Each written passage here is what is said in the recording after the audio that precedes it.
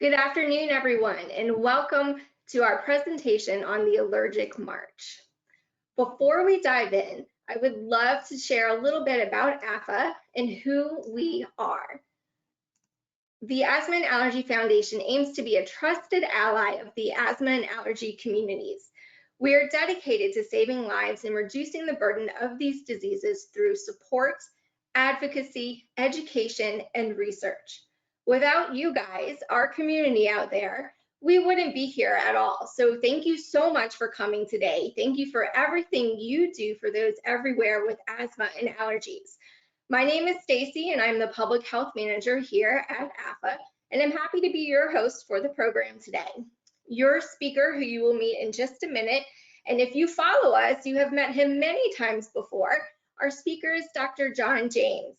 Finally, we have someone on the back end assisting, making sure everything runs smoothly. Her name is Zalima, and she is our support center manager. So let's review a few house rules before we get going. Everyone's video and audio are on mute. If you have questions, please type them into the chat box on your screen. All of these questions will be answered and received by our staff on the back end. So if you have a ton of questions, be it little or big, please ask them. We are happy to answer them. Ask as many as you would like. So with that, let's talk a little bit about our agenda today. We will begin with an overview of asthma and the Allergic March, and then boldly dive into the Allergic March in each of its categories. From there, we will then explore the connection to allergic asthma, and then the treatment and management of these. From there, we will discuss our allergy campaign and how it plays a role in the Allergic March. We will talk about our resources available and have a quick Q&A with our specialist, Dr. James. So, as we're talking about Dr. James, he is a board-certified allergist. He is also president of the Food Allergy Consulting and Education Services, LLC, and he has worked as a medical specialist in the field of allergy, asthma, and immunology for over 30 years. Dr. James received his bachelor's degree from the University of Arkansas and his Doctor of Medicine degree from the University of Tennessee. He is board certified by the American Board of Allergy and Immunology, and he's no stranger to AAFA, and he has led numerous webinars and other educational initiatives with us and many of his own. So please welcome Dr. James. Dr. James, I would love to now hand this program over to you. Thank you so much, Stacy and Zalima, who also worked on the program. And I want to thank the Asthma and Allergy Foundation of America for asking me to be the speaker today. I've enjoyed my work with them over the years and looking forward to this presentation. I also wanted to mention to Stacy, I love that picture of the little infant on the that was put out on social media with the eczema on the cheeks. It's perfect for this talk. I also wanted to give a personal story. I'm one of 11, and I have a very atopic and allergic family. I'm the fourth, and I have eczema, I have food allergy, and have allergic rhinitis. My mother was very allergic, asthma, peanut allergy, and have many siblings with allergies and asthma. And that always intrigued me because they were progressed with time. I didn't really know about it when I was growing up as an allergy specialist now. That's one of the things that drew me to the field, is how allergies develop, all the different conditions, and we'll talk about those today.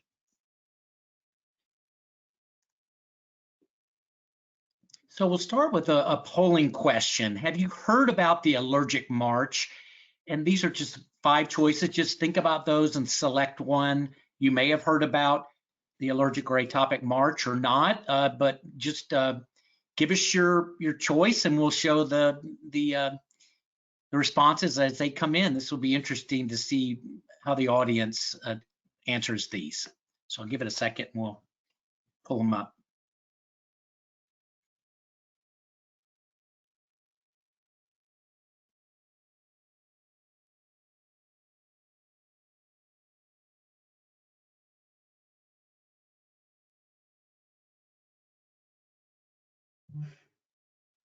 Okay, so Wow, about half of the audience has never heard about it, and then 26% know a little bit about it. So this is great because this hopefully this webinar will really be an educational activity for everyone that's participating. I also wanted to thank everyone for attending today. I failed to mention that early on. So we'll start here with the presentation of the Allergic March. The term Allergic March, also called atopic march, was introduced in 1923 and refers to how allergic diseases naturally progress in a person over time. Atopy or atopic is a genetic tendency to develop allergic diseases. Atopy is closely associated with IgE antibodies, focusing on type 2 inflammation, which is associated with all allergic diseases. We'll talk about this in a minute.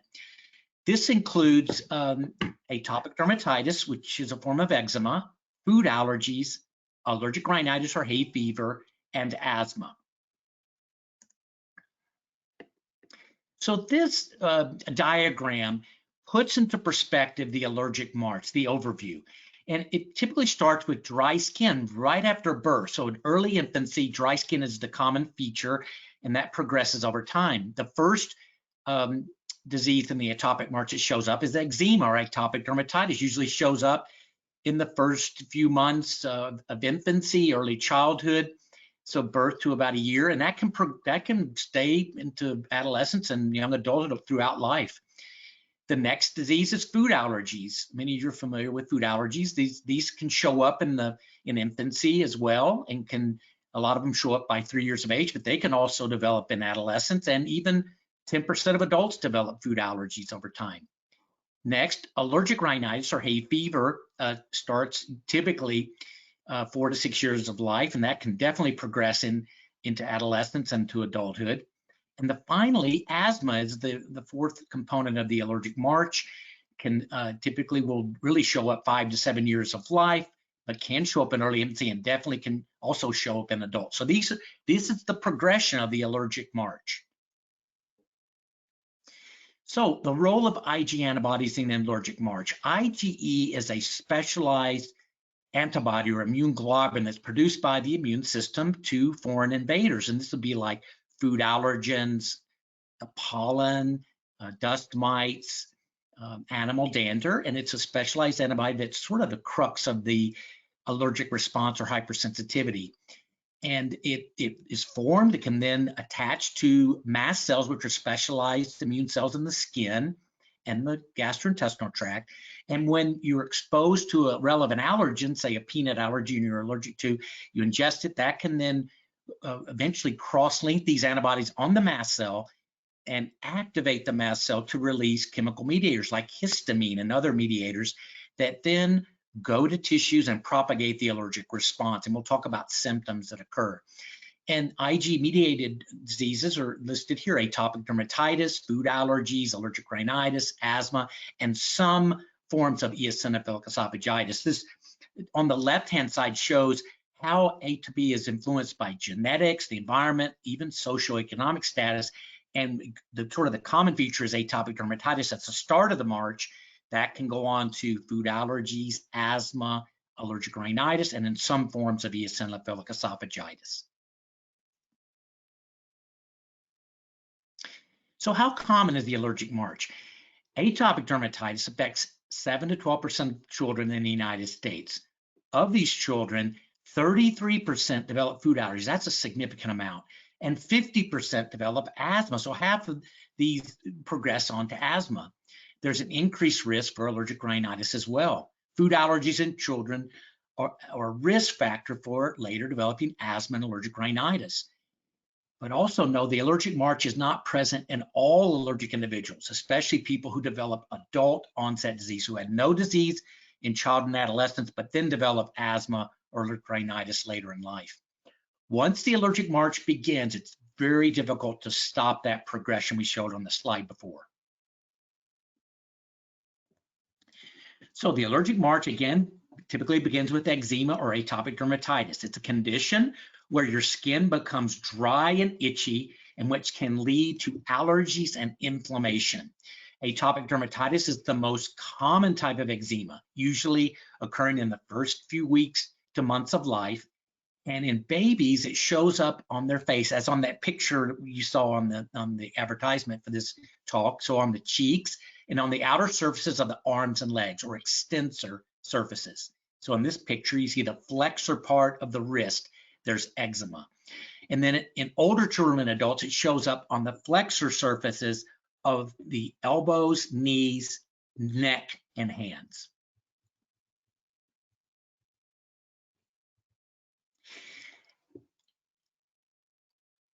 So atopic dermatitis and the connection to asthma and allergic rhinitis. Asthma and allergic rhinitis or hay fever, again, they onset later, like 4 to 7 years, and later in life.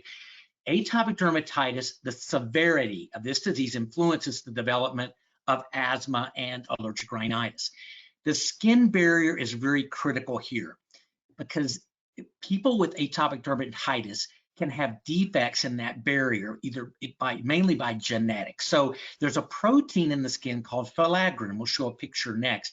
It's an essential protein for normal skin function and the barrier of the skin. And it can prevent inflammation of the skin, which is the important feature in the atopic march.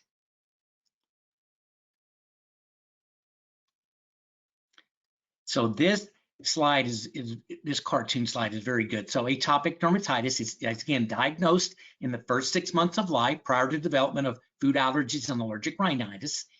And in that left-hand panel is the normal healthy skin. Filaggrin is located in the stratum corneum, which is the second layer of skin. There's the epidermis, then there's stratum corneum, where filaggrin is seen. It's a protein, and it forms a normal barrier, protective barrier, to keep pathogens like viruses and allergens, like food allergens and other allergens, keeps them from penetrating that skin barrier, getting into the body to then activate and sensitize the immune system to later form allergic sensitization, say to peanut allergy or to animal dander allergy.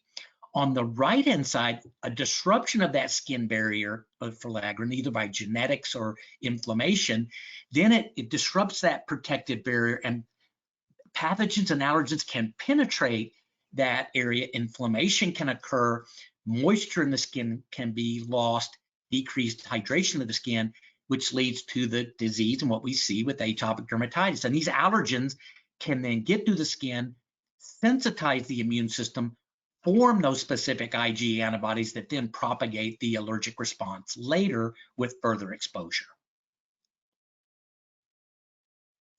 So atopic dermatitis triggers. You're going to be familiar with a lot of these, but we put this all on one slide just to show the spectrum. Common triggers of eczema include allergens like dust mites, animal dander, food allergens, latex protein, soaps, lotions, and detergents. Household cleaners can aggravate the skin, aggravate eczema. Metals or contact dermatitis, metals such as nickel in jewelry, cell phones, belt buckles. Stress and emotion, sure, those can be triggers for atopic dermatitis and eczema. Irritants in the environment, fragrances, dyes, chemicals can trigger the skin and eczema. And finally, extremes of temperature, very hot environments, very cold environments, or dry climates. Like here in Colorado, it's very dry, so it definitely see patients have more trouble with their eczema in dry, low, humid environments. So this sort of summarizes treatments for atopic dermatitis or eczema. There are 4 major categories here. First, just general skin care, moisturizing the skin with hydration, adding barriers like Vaseline or Vanicream to protect the skin, keep the moisture in. In some patients, using wet wrappings or gauze on the skin, even sometimes overnight, to maintain moisture. Then moving to over-the-counter medicines like low-dose corticosteroids that don't necessarily need a prescription that can decrease inflammation of the eczema. Antihistamines over the counter can somewhat help with itch, but they can also have a sedative effect. So at night can help these patients sleep better and not have that aggravation from itching and inflammation. Moving on to prescription medications, well, there are definitely corticosteroids that are used topically that are safe, that are not as high potency that you have to be worried about, that can be applied to the skin for inflammation and managing the eczema. Antihistamines, again, helping with itching, and some can help a secondary effect of sedation. Topical ointments, there's other non-steroid ointments that can be prescribed to use for inflammation. Antibiotics, some eczema patients have trouble with staph infections on the skin, and that can aggravate the eczema. And if it's not treated, no matter what you do, it's not going to get better. So sometimes topical or oral antibiotics are needed to supplement the therapy regimen. And finally, biologic agents, which are sort of the highest level available now. We'll talk about these in a minute. These are prescriptions that are given in more moderate severe cases and prescribed by healthcare providers to manage more difficult cases. Finally, phototherapy, which is ultraviolet light therapy, can be beneficial in the management of eczema. It has to be done usually in a clinic with a medical specialist, such as a dermatologist, and this is a very helpful therapy. So treating eczema can improve the quality of life. Talk to your healthcare provider, your physician, your allergist, dermatologist, to create a treatment plan that will best work for you. So the connection of atopic dermatitis and food allergy. Children with atopic dermatitis are 6 times more likely to have food allergies compared to those without atopic dermatitis. Food-specific IG responses typically peak in about 10% of children at 1 year of age. Allergic sensitization to foods occurs by exposure to inflamed skin as exposed to the GI tract. This is something that's been sort of worked out more recently than we thought of many years ago. This allergic sensitization to foods can occur in susceptible people and lead to food allergy.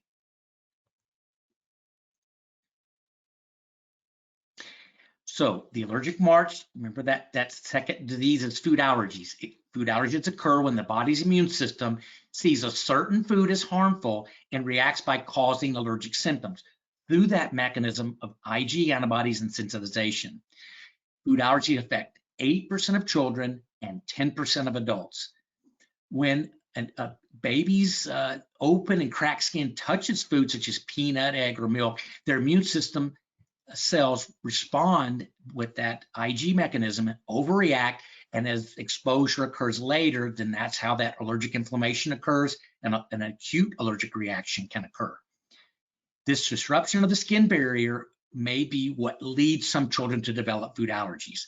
And prevention of food allergy, a lot of research has gone on recently with this, and early introduction of common food allergies like peanut and egg in a certain window, early in infancy, like 4 to 6 months, in those infants who are higher risk to develop food allergy, can be a way to prevent the onset of peanut allergy or egg allergy later in infancy and childhood. This has been a very active area of research. I'm sure you've probably heard about this.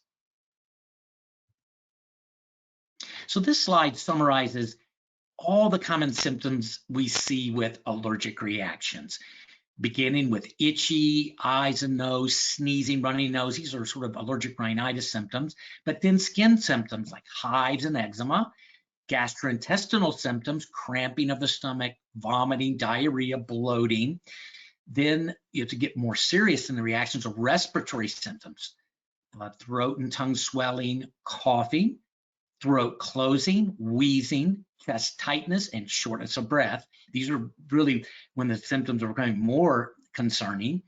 And then anaphylaxis can occur, and that's when multiple systems are involved, like skin and respiratory, or gastrointestinal and respiratory. So multiple systems that can be rapid in onset, and they can, in some cases, cause fatality. So anaphylaxis is a serious allergic condition. It can be managed effectively with epinephrine if it's recognized early and treated appropriately. So now moving on to the next disease, that's allergic rhinitis or hay fever. It's caused by allergies to substances called allergens, things that provoke an allergic response, typically occurring around age 3, and that can progress into later childhood and adolescence, even adults. Typical allergens include environmental pollen, such as tree, grass, and weed pollen, animal dander, cats and dogs, dust mites, and mold spores. The immune cells of the body react to these allergens by releasing histamine and other chemical mediators by the mechanism I mentioned earlier on with the allergic response. Symptoms can last for weeks to months with allergen exposure. So think about the allergy tree season starting now, and people that have tree allergies are going to start feeling symptoms and could last all the way into early summer, depending on what they're allergic to in the environment. So, and finally, asthma. That's the final disease of the allergic march. Asthma is a chronic lung disease that causes your airways to become swollen and obstructed, making it hard to breathe. Over 60% of people with severe atopic dermatitis will develop asthma. More severe atopic dermatitis, the more severe and persistent the asthma. About 75% of people with asthma report allergic rhinitis symptoms in addition to their asthma. So the allergic march and asthma connection, again, that on the right side, that cartoon there kind of shows again the setup with people who have genetic predisposition, environmental influences that sensitize, and some socioeconomic status where they don't have access to health care and they're just not going to be treated, have the access to treatment. Atopic dermatitis is sort of the common feature that then can lead to food allergies, asthma, and allergic rhinitis. So atopic dermatitis and asthma are inflammatory conditions, overreactions of the immune system, and it can occur in response to environmental triggers and allergens. Like we're going to go through those individually. Children with atopic dermatitis have twice the risk for developing asthma than children without atopic dermatitis. Adults have a 38% greater risk for developing asthma than adults without atopic dermatitis.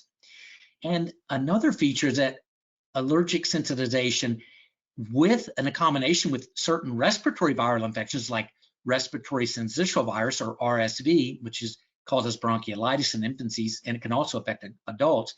These can work together to enhance the susceptibility to asthma through multiple mechanisms. So an allergic person who has allergy and they have the RSV infection, that cannot be a great combination. It can potentially lead to the development of asthma later. So can you treat or prevent the allergic march? Well, routine use of skin emollients like Vanicream and Vaseline can reduce the occurrence of atopic dermatitis symptoms, but it won't prevent the allergic sensitization of atopic dermatitis from occurring. So sensitization to a food allergen or animal dander. While subcutaneous or sublingual immunotherapy, we'll talk about this in a minute, may prevent progression of asthma in a high-risk atopic patient, there does not appear to be a protective effect on the development of atopic dermatitis, food allergies, or asthma. Prevention of food allergy can be seen with early introduction of food allergens. I mentioned that. So these are the studies where they show introducing peanut or egg in that window of time, 4 to 6 months of infancy, and in hopes that hopes of preventing the development of peanut allergy later in life, like age 3 and above. More in-depth investigation is needed to evaluate the effect of immunotherapy for prevention of atopic diseases. And using antihistamines regularly does not delay atopic diseases such as asthma. So now we'll shift on into pediatric allergic asthma, which is the other main part of our talk today.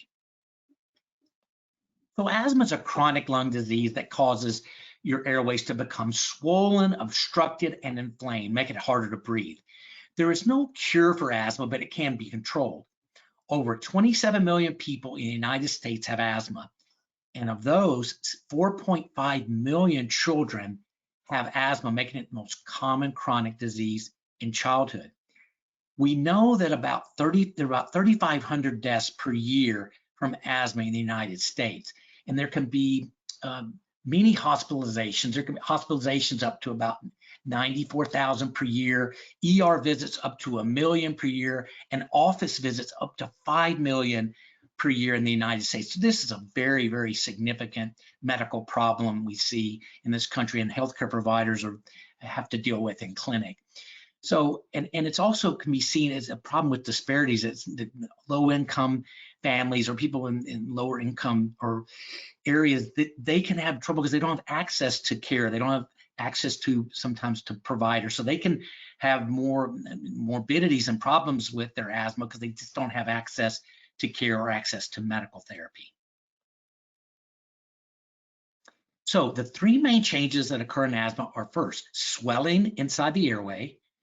Number two, excess mucus clogging the airway plus swelling. And then three, tightening and squeezing of the small muscles around the lumen of the airway causing constriction. So in the cartoon, the left side is a normal airway, no inflammation of the airway mucosa, open, wide open, no mucus. The muscles are constricted. The alveoli at the end are open and able to exchange oxygen and carbon dioxide well. The middle panel is an asthmatic airway. So you see there's thickening of the mucosa. It can be inflamed. There can be mucus there, which can obstruct the airway. The muscles are not necessarily constrict yet, but there can be some restriction of airflow into the lungs. The third one is an asthmatic airway during an attack. So there's more inflammation of the airway lumen, more inflammatory cells, more mucus. The muscles, smooth muscle around the lumen are tight, constricting the tube or the airway tube, and then air can get trapped in the alveoli, causing overinflation of the lungs and can also decrease oxygen levels during an attack. So what is pediatric allergic asthma? It means there are allergens triggering the asthma. These are the major triggers for allergic asthma. Dust mites, which are insects, you can't see them, but they live in high humidity areas in the country. So like in the southeast, northeast, northwest parts of the country. Cockroaches, definitely an allergy trigger. Animal dander, cats and dogs and other animals that produce dander and they have skin and saliva will have the allergens that can be in the environment, on clothes, on furniture, etc. Pollen are going to be what I mentioned earlier, tree pollen, grass pollen, wheat pollen during the spring, early summer, and late summer, fall, respectively, for those pollens. So right now we're in the beginning of the tree season. And finally, molds produce allergenic spores that can get in the environment and trigger allergies. And these are in areas where there's dampness, water damage, or high humidity areas.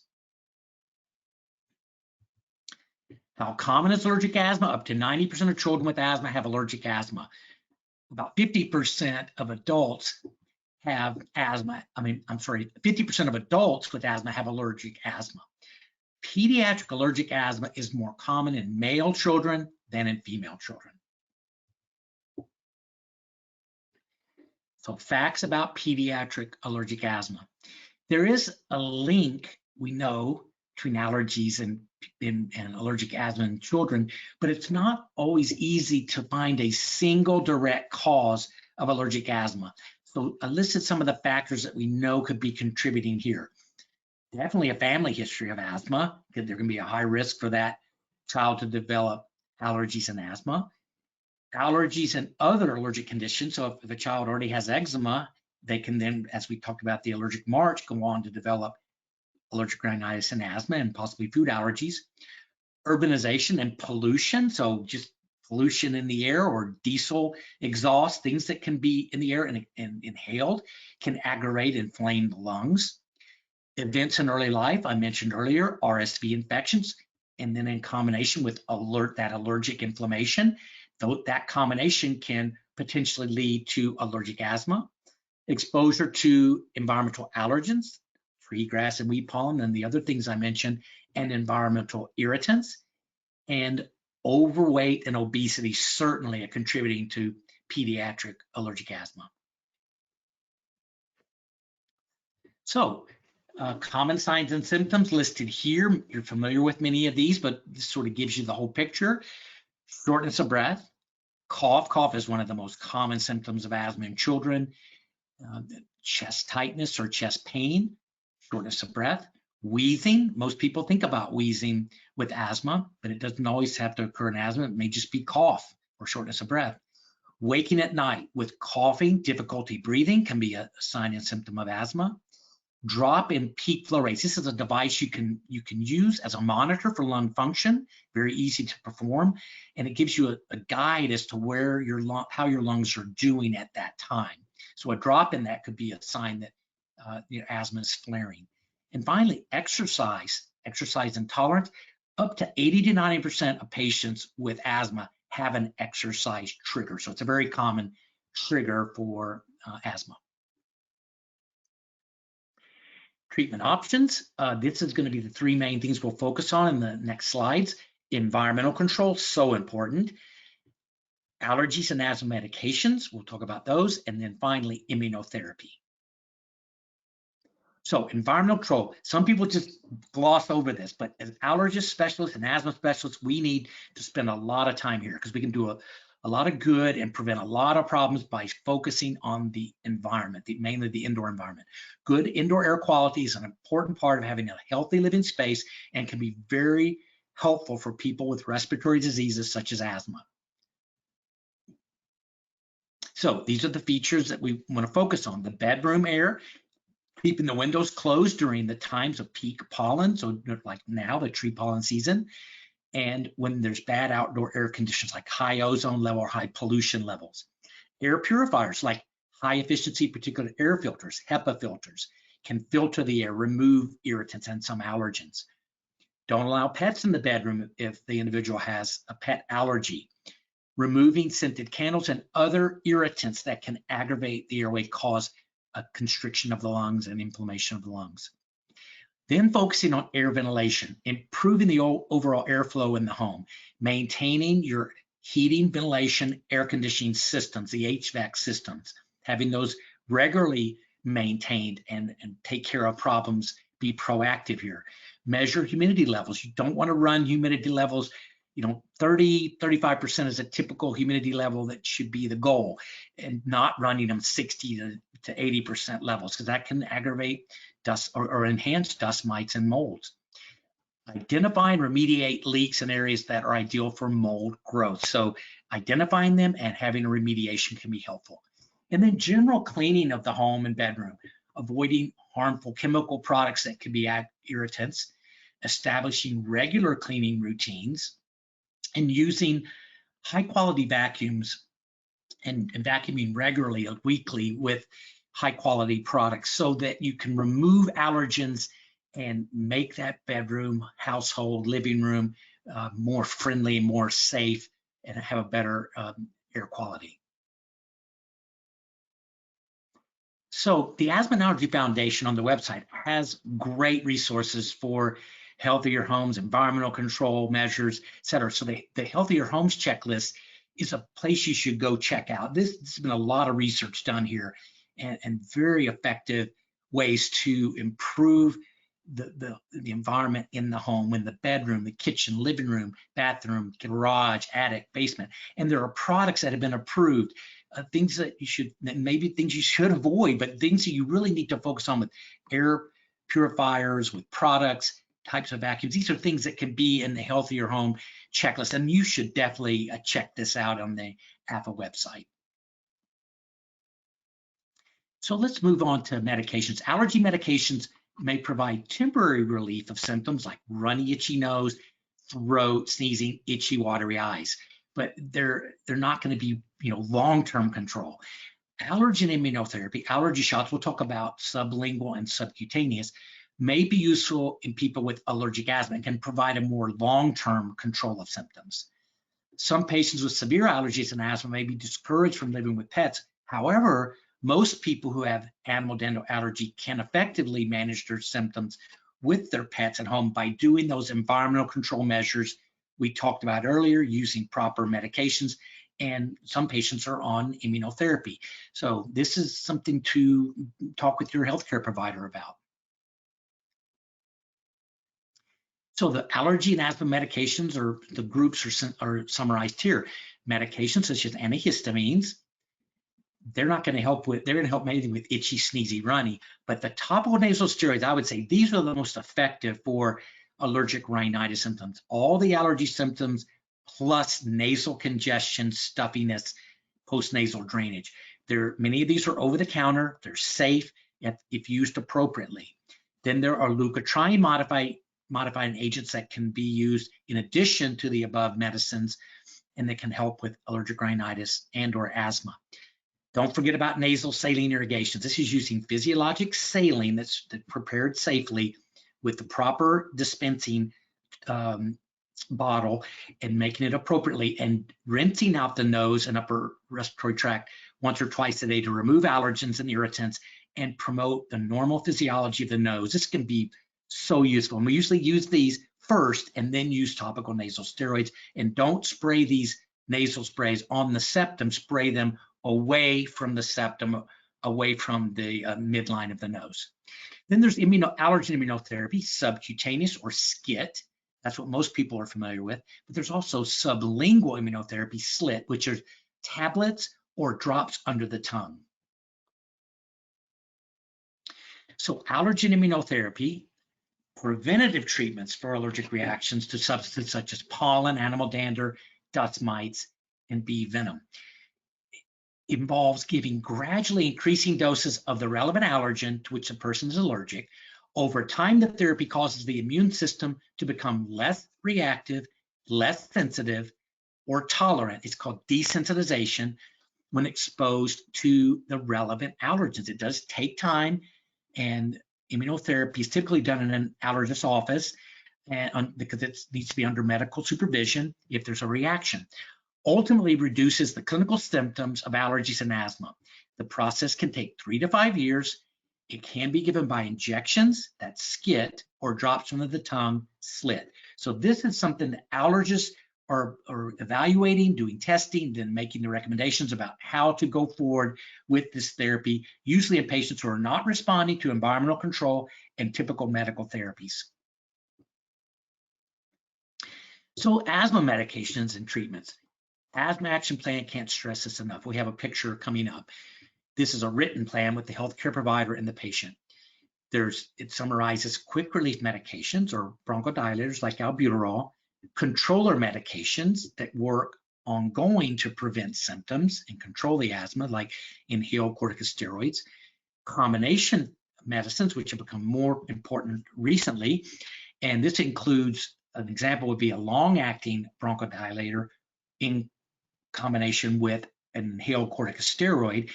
And these can be very effective in the ongoing management of asthma, decreasing symptoms, improving quality of life, decreasing utilization to the emergency room and hospitalizations, etc. Finally, biologic agents have also come to the forefront over the past many years. Prescription biologics from your healthcare provider, typically from an asthma specialist. These target specific immune cells or block specific molecules that make your airway swell after exposure to certain triggers. These are typically used in asthmatics who have moderate to persistent asthma. They have to have certain lab criteria. They have to be sometimes approved with the insurance company. So it's really the highest level of asthma therapy available. This is the Asthma Action Plan. This is a written plan established with your healthcare provider. It demonstrates short-acting, quick-relief medications, how to use them and what they are, long-acting controller medications like inhaled steroids or combination medicines, leukotriene modifiers, and finally, biologic therapies, which again target specific immune cells or block specific molecules that make your airway swell after exposure to triggers. This is an example of an asthma action plan from the Asthma and Allergy Foundation of America on the website. There are many examples of these from other organizations as well. On the top, it shows the name, what their allergies might be, who the parents are, the phone numbers to contact for emergency, and their doctor. Then it shows the green, yellow, and red zones, which the green is everything's good. Yellow, there may be some caution there. Things might be changed, and there might be the beginning of an attack. Red being danger zone, things need to be done. So it outlines the medications, when to make adjustments, when to seek advice from your provider, and when to go to the emergency room or hospital. This is really a roadmap that asthmatics should have available to them at home and take to the emergency room, etc. So how do we reduce symptoms? We avoid triggers, environmental control. I spent time on that. medical management, we discussed that, following the asthma action plan. I also would mention for young children, taking these to daycare, taking the kids in school. These are so helpful to the school nurse or the health techs, in addition to having when they go to urgent care or the ER. And then having a healthcare team, a healthcare provider, whether it be your family doctor, your pediatrician, your allergy asthma specialist, pulmonologist, this team, nurse practitioners, physician assistants, there needs to be a team, work together, have regular visits, make sure you have your prescriptions, review that plan regularly. What about myths for asthma? Well, asthma only affects children and is typically outgrown. No, asthma is never, ever outgrown, and it can affect children, adolescents, adults. It can be doing very well at times where you're doing well with control, but that is a genetic, disease. It can be, that never completely goes away. If you're not wheezing, it's not asthma. Well, I mentioned that earlier. You can have coughing and shortness of breath, but wheezing may not be present. Coughing may be the only symptom that a child has with asthma. Asthma is not a serious disease. Well, that can't be more untrue. Asthma can be serious if it's not treated. There can be morbidities. There can even be deaths in some cases if it's not treated. Asthma medicines are habit forming, dangerous, and lose effectiveness over time. No, they're not habit forming. They need to be used appropriately and prescribed appropriately to avoid side effects and adverse events. They don't lose effectiveness. What happens sometimes is they're overused and they may not seem to work, but that's a false statement. And people with asthma should not exercise or play sports. Absolutely untrue. We want asthmatics to be fully active, have normal lives, play sports, even participate in high-level sports like the Olympics. There are a lot of Olympic athletes that have asthma, control their asthma, and they compete at the highest level and can win gold medals in their sport. So the road to treatment, having that healthcare team, primary care provider, asthma specialist, that team, getting a referral to the specialist when needed, doing allergy testing to look for those allergy triggers and treating appropriately, doing lung functions to assess how the lungs are doing and following that over time, immunotherapy in the patients who are not responding to typical medical therapy treatment plan.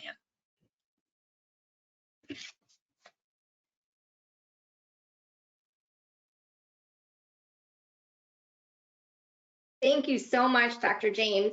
We're going to shift now to chat a little bit about allergies. I know I've learned so much from the beginning of your program when you were talking about the allergic march and how everything was just related and kind of played off of one another. And you gave us some really great insight into why that happens and how it happens, and maybe some treatment regimens and prevention areas, and then the connection to allergic asthma and how allergies play a role into that, and how we can modify our lives and our living situations even to help improve our health outcomes. So I kind of want to look a little bit now and see how allergens play a pivotal role in the allergic march and in allergic asthma. So I'm going to talk a little bit about seasonal allergies, and we're going to talk about allergy capitals and our asthma capitals report. So here, Dr. James, I know you know this. We are so proud to publish a yearly report that ranks the most challenging cities for pollen allergies in the US. The report analyzes the 100 most populated cities areas in the lower 48 states, and they consider a few things and take these into consideration as we're writing this report. We take into consideration tree pollen, which is what you talked about, grass, weed pollen scores. And then we also look at how many board certified allergists or immunologists are available in a city. And you touched on that too a little while ago when you were talking about having access to these specialists in your area and how that can affect your treatment and your plan as well. And then we also look at how much over-the-counter allergy medicine is used as well. So we take all of those things, the pollen scores, access to specialists, and over-the-counter medicine stores, and we use that to determine allergy and asthma capitals. And this gives us an idea of how the data is collected and how we come to determine the allergy capital. So there's a little insight for you.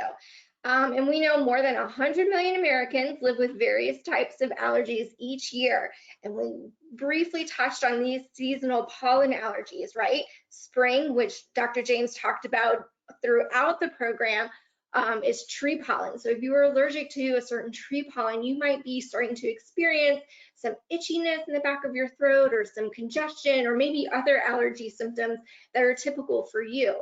In the summer, you might see some grass pollen, or in the fall, weed pollen as well. So these pollen counts and these seasons are all influenced by different things outside of our control and also inside of our control as well. So things like climate change, urbanization, and air pollution that Dr. James was talking about a little while ago.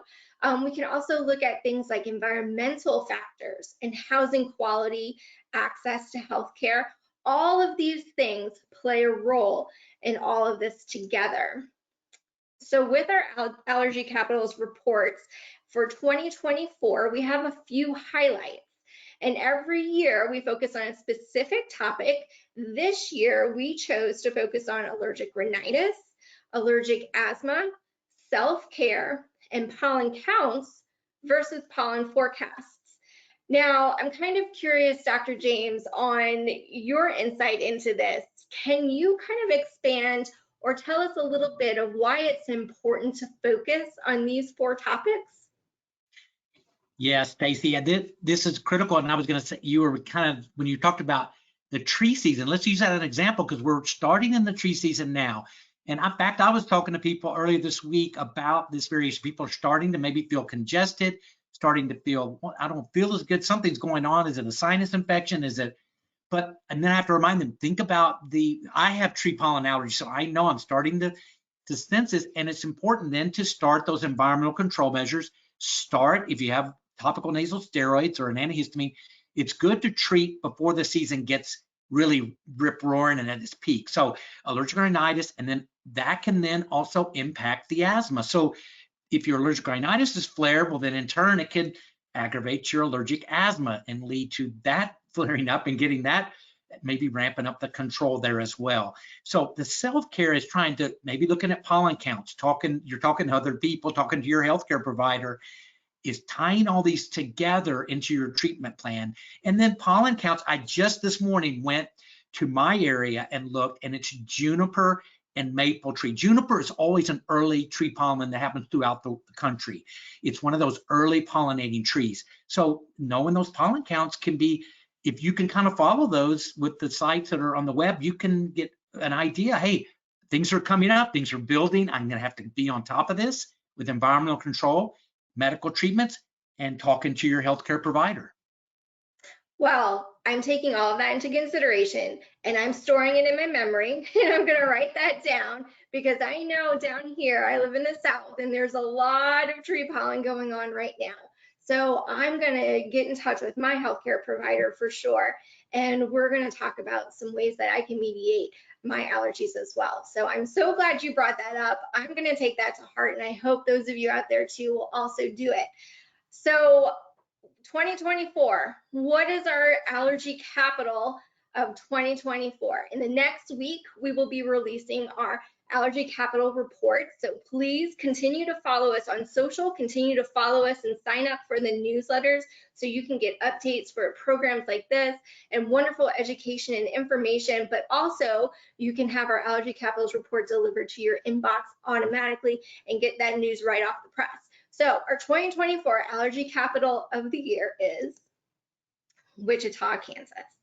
So I'll leave it there and you're gonna have to wait and you're gonna have to sign up for those newsletters to find out more on why. So thank you, Dr. James, for offering that insight into allergy caps and our asthma caps. And since allergies have such a challenging effect on so many people across the country, I wonder if now you can talk a little bit about what's going on in research around the protection and the prevention of the allergic march. Sure, Stacy, thanks again for all that information. And so we're going to try to cover this material a little quicker because we want to have some time for questions. But in terms of protection has been seen with childhood exposure to household pets and livestock and endotoxins produced by bacteria. So this is what you may have heard about, like the hygiene hypothesis. So when the environment is so clean and people aren't living around pets and livestock and around having super clean environments, well, they might steer or veer towards having allergies and asthma, whereas there's a protective effect with these things listed here. Enteroviruses can be beneficial in reducing the risk of developing allergic diseases and may disrupt the allergic march. More research is needed there. And endotoxin, again, that's produced by bacteria, but can be in dust, especially in farms, and can inhibit the allergic march. And effects of diet, probiotics, this is an area that's really needs more research. There's no conclusive one way or the other, but we mentioned earlier the effect of introducing allergenic foods early in infancy, especially those children that have eczema and are higher risk for allergy, as a way to hopefully prevent the development of food allergy later.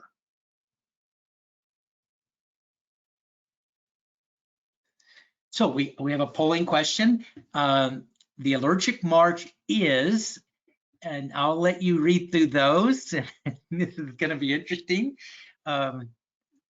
This is I'll be curious. Hopefully we did a good job during the talk to provide you with the correct answer.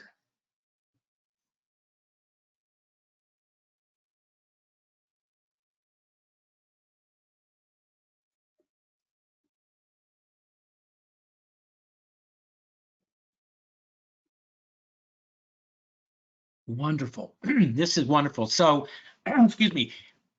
The allergic march is how allergic diseases progress in a person over time. Now, 10% listed the body's immune response to allergens. That's not in itself wrong, because it ties in to how the allergic disease process occurs. So everyone did great. That's wonderful. So looking to the future, we're trying to have a better understanding of environmental and genetic factors that predispose children to allergic conditions and the allergic march. What role do microbacteria or bacteria play in the process? What are the mechanisms like that? We talked about that allergic response, the Th2 response. The atopic march is a fundamental and well-tested concept. So how can we develop approaches to hopefully stop that so there's not a progression to allergic rhinitis and asthma and even food allergies? And new therapeutic options will become available, not right away, but they will be as research continues here. Thank you so much, Dr. James. Again, we have learned so much from the Allergic March and Allergic Asthma and even Allergy Capitals 2024. So I thank you so much for your time and your expertise in meeting with all of us today. And I just want to share with everyone a few resources that we have at AAFA that can really enhance everyone's quality of life. It certainly has enhanced mine. We have a store at AAFA.org/store that offers educational materials and tools for patients and caregivers of all ages. Many are available in Spanish and also English. And please browse our online store for these materials about all kinds of questions and everything related to asthma and allergies. We have a wonderful support center led by Zulima, who you will meet in just a moment. That is available for anyone to call in and ask any question or just talk in need of that support for any asthma or allergy that they may have. It's a wonderful resource. I encourage you to jot down this number or take a picture or screenshot of it so that you can have it in your phone at all times, if in case you ever have a question and need some extra support, like who doesn't these days, right? So I encourage you to look that up as well. And I also encourage you to become part of our community. We can only do this because of you, and we love having you here in our community. So join our asthma community and our food allergy community as well, and meet other people going through the same experiences, and cheer us all on and join in our successes as we become a stronger community day by day. We also have a wonderful learning catalog and an Ask the Allergist resource as well. And Dr. James, I kind of wonder if you wouldn't mind talking a little bit about Ask the Allergist and what that is. Sure. This is a wonderful resource that AAFA has had for many, many years. And over the past couple of years, I work with Zulema. We get questions every week, and they're really great questions from the lay public, from other maybe other healthcare providers about food allergy, asthma, other allergic conditions. And those questions are put together by the Zulema, and I look at those once a week and we provide responses back to the person who asked the question. And there's a variety of questions we get from drug allergies to food allergies to asthma to reading of food labels. It's really a spectrum of allergy and asthma questions. I think it's a wonderful resource. I don't know if Zulema wanted to say anything about it as well. Absolutely. We'll have her pop up in a second and she can absolutely comment on it because I know she's the front line of that as well, and she helps, and you guys work together, such a wonderful team. We get so many amazing questions in from the community all across the country, and you guys, man, you ask some deep questions, some hard questions, all really great, and it's so wonderful to have this wonderful team here to be able to answer those questions. And I guess I will hand it over to you, Zulema, if you want to talk a little bit about that, and then maybe share some of the questions that come in. Sure. Thank you, Stacy. Thank you, Dr. James, for such an awesome presentation. I'm so glad that you all mentioned Ask the Allergist. It's one of my favorite resources to share with the community. We provide general information to people about asthma, food allergies, environmental allergies. So if you have a question that you're wondering about, it's a great opportunity to start a conversation with some information, and you can even follow up with your healthcare provider with some of that knowledge that Dr. James shares. But with that, I would love to open the floor to the Q&A session. Thank you to everyone who submitted questions earlier. And Dr. James, our first question is, why is it hard to stop the allergic march progression once it starts? So one of the earliest slides, I talked about what are the factors that lead to this. Genetics is one of the major factors that will drive that concept of atopy or the ability to make allergic responses. So once that process starts, then it can progress through those different diseases. It's hard to stop it because the person has the genetic capability and has the environmental exposures that drives that response. It's sort of the engine that's driven by those things. We are working on ways to stop that progression, like the early introduction of food allergies I mentioned a couple of times. But that's where a lot of the research is being directed this very day and age, is to try to identify that and identify ways to stop the progression. It's not easy to stop, but that doesn't mean that there won't be things in the future that will be available. Our next question is, I have food allergies. What is the likelihood I'll pass these allergies on to my children, and why? So if, say, a parent has peanut allergy, my mother had really bad peanut allergy. So the likelihood of one of us having it in my family was about 30%.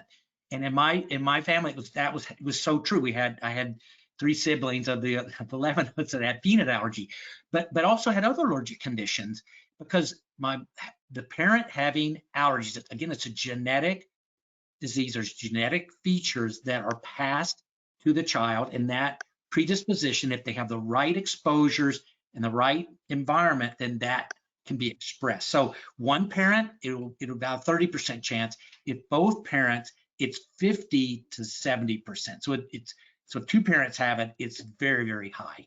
So it's really genetics and then the environmental exposure. Yes, that's a big question we've gotten in our Ask the Allergist service before, so great question. Our next question is, how do I manage eczema outbreaks for my little one? Okay, so we'll just say we have an infant in a lot of these will present in the first 6 months of life. So the biggest thing is going to be skin care. So trying to hydrate the skin, keep it hydrated, protecting the skin barrier with using like Vanicream or other they're called emollients, safe emollients that form the barrier, and then and trying to avoid irritants to the skin that then aggravate that skin layer, like we showed, and then using appropriate therapies like safe topical corticosteroids or other topical medicines that are either prescribed or recommended by your healthcare provider. So it's really skin barrier protection, skin barrier maintenance to prevent this this loss of moisture, loss of water, or the hydration from the skin, and water loss is what I mean to say, and that is keeping the skin as healthy as possible.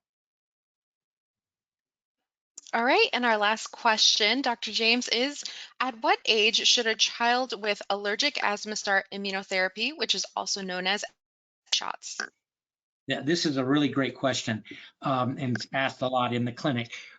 Typically, with the recommendation is age 5 and above. That doesn't mean to say that some allergy specialists might start treatment early, around 3 to 5 years of age, but in general, the recommendation is 5 years and above, and they have to have the clinical history to be a candidate. They have to have diagnostic testing to confirm their allergies, and a lot of these, they usually would fail on typical medical therapies. They don't just go straight to allergy shots. So there's several criteria that your allergy specialist, asthma specialist should take into consideration to find out the candidate is there, the history's there, the testing's there, and then 5 years and above is the typical age to start immunotherapy. All right, with that, I'll hand it back to you, Stacy and Dr. James. Absolutely. Well, thank you everyone for joining us, and thank you to Zulima. Thank you to Dr. James for helping to moderate and host this program.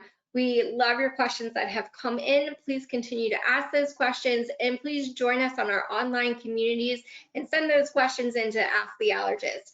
Thank you all, and we hope to see you again soon. Thanks.